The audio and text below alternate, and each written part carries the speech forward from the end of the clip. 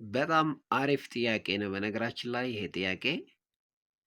ስለዚህ ክቡራትና ክቡራን ሁሉም ጋር እንዲዳረስ ብዙዎችም ተጠቃሚ እንዲሆኑ እኔም እንዲያበረታታኝ ኮፕሊንግ ሪፖስት እና ፎሎው እያደረጋችሁ Okay, so this diagram indicates bacteriophage, a kind of virus that infects bacteria.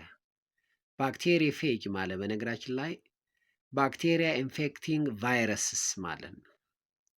a kind of virus that basically attacks ባክቴሪያዎችን የሚያጠቁ ወይ ደግሞ የባክቴሪያ ፓራሳይት የሆኑ ቫይረሶች ባክቴሪዮፌጅ ይባላሉ። በነገራችን ላይ ቫይረሶች ለየት የሚያደርጋቸው ነገር ምንድን ነው? they have no cellular structure, ሴል የሚባል ነገር የላቸውም። they are acellular, they have no nucleus, they have no cytoplasm, they have no cell membrane, generally they have no cell።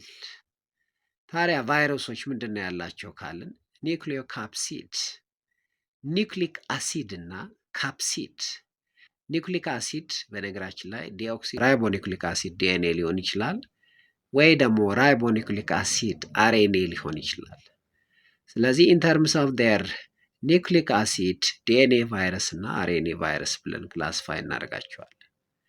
their nucleic acid is covered by protein coat which is capsid. that's why ሁለት ነገሮች ነው ያላቸው ኒውክሊክ አሲድ እና ካፕሲድ። ኒውክሊዮካፕሲድ ይባላል አንድ ላይ ማለት ነው።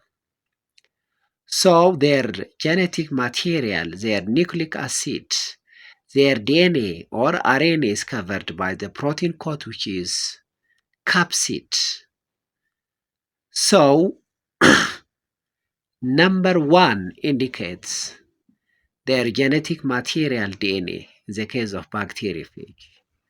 Their DNA is covered by the protein coat which is capsid. so number 2 indicates protein coat. ስለዚህ based on this diagram number 1 indicate የሚያደርግልን DNA ነው። number 2 ደግሞ protein coat ነው። so in the above diagram of bacteriophage, DNA and the protein coats are respectively represented by C1 and then 2. so the answer is C. What about number 3? Number 3 indicates which structure of the bacteriophage.